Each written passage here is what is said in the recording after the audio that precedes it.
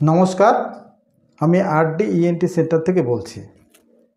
হ্যাঁ, আমাদের সমাজের সবারই একটা ধারণা আছে এবং ভয় হয় যে কারো যদি কোথাও ক্যান্সার ধরা পড়েছে তাহলে একটা বদ্ধ ধারণা যেন ওই ডাক্তারবাবু কিছু করলো, বায়োপসি করলো বা কিছু করলো, তার জন্য ক্যান্সারটা হয়ে গেল।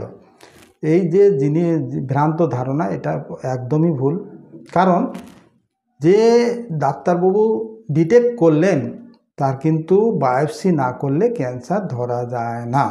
অতএব এই ধরা মানে বায়োপসি করা মানেই যে ক্যান্সার তিনি করে দিয়েছেন, সেটা কখনোই নয়।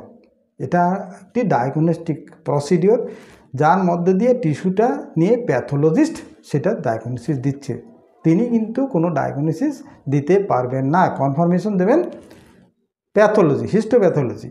অতএব তাকে বায়োপসি করতেই হবে।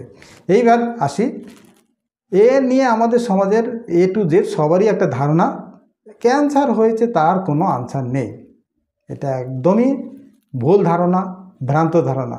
দেখুন আমাদের কয়েকটা ভিডিও, কয়েকজন পেশেন্ট তারা কতদিন আগে কি হয়েছে, কিভাবে ক্যান্সার ধরা পড়েছিল এবং তার চিকিৎসা হয়েছে। শুধু একরকমের না, নানান জায়গার ক্যান্সার নানানভাবে হয়েছে এবং তাদের চিকিৎসা বিভিন্নভাবে করা হয়েছে। তারা কিন্তু প্রত্যেকেই কীরকম আছে একটু শুনে নিন। নমস্কার, আমি উত্তর কলকাতার বাসিন্দা।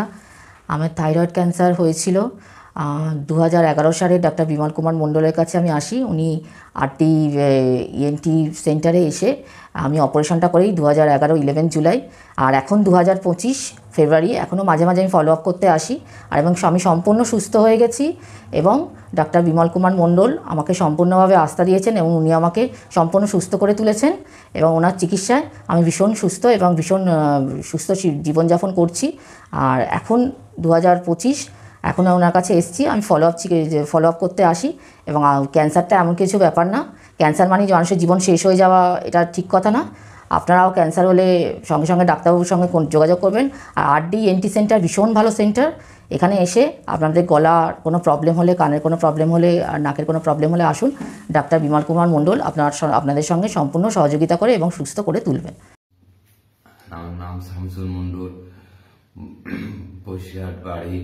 আমার গলায় থাইরয়েড ক্যান্সার হয়েছিল এবং গলায় ছড়িয়ে গিয়েছিল। কলকাতায় অনেক বড় বড় ডাক্তার দেখিয়েছিলাম, কোনো ডাক্তার রিকশনার নেই। শেষবেশ ডাক্তার বিমল কুমার মণ্ডলের কাছে আসি। উনি 9 ঘন্টা অপারেশন করেন এবং পুরোপুরি সুস্থ আছি। এই আমার বাবা হয়, অনেকদিন ধরে কাশি, গলা ব্যথা, তারপরে ভয়েস, এইসব প্রবলেমে ভুগছিলেন। অনেক ডাক্তারও দেখিয়েছেন প্রচুর, কিন্তু কোনো সুরা হয়নি। তখন আমাদের ডাক্তার বিমল কুমার মণ্ডলের কাছে নিয়ে আসা হয় আরডি ইএনটি সেন্টার। তখন বাবাকে দেখানোর পর উনি একখানা ছোট্ট অপারেশন করার পরে ওই মাংসটা আমরা রয়্যাল ত্রিবেদীতে নিয়ে গিয়ে টেস্ট করাবার পর ডাক্তারবাবু রোগটা ধরতে পারে এবং তিনি রেডিও থেরাপি ডিপার্টমেন্টে দেখাতে বলেন। ওনার এখন গলার ভয়েসও কথা বলতে পারছেন না। 20-22 দিন ধরেই গলার ইয়েটা হচ্ছে। তো রেডিও থেরাপি করার পর ডাক্তারবাবু আশা দিচ্ছেন যে উনি আবার স্বাভাবিক জীবনে ফিরে আসবেন এবং ভয়েসও বলছে ফিরে আসবেন। ডাক্তারবাবুকে অনেক ধন্যবাদ। দেখি তো ভিডিও তিনটে ভিডিওতেই কিন্তু ক্যান্সার বহুদিন আগেই হয়েছে, কিন্তু ডাক্তারবাবু হয়তো ধরতে পারেননি। অনেক জায়গায় ঘোরার পরবর্তীকালে তাকে ধরা গেল এবং সেটা ডিটেক্ট করার জন্য অবশ্যই বায়োপসি করতে হয়েছিল। এবং বায়োপসি করা এবং অপারেশন করা এবং অপারেশনের পরে এদের কি চিকিৎসা করতে হবে সেটা পর্যন্ত করে তারা দীর্ঘদিন, 1-2 দিনের ব্যাপার নয়, 1-2 বছরের ব্যাপার নয়, ইভেন 8-10-15 বছর পরেও তারা কিন্তু সুস্থ স্বাভাবিক জীবনযাত্রা করছেন এবং নর্মাল হচ্ছেন। অতএব ক্যান্সার এখন কিন্তু অবশ্যই আনসার রয়েছে এবং তাকে কিওর করা যায়, এটা একদম সত্য কথা। নমস্কার।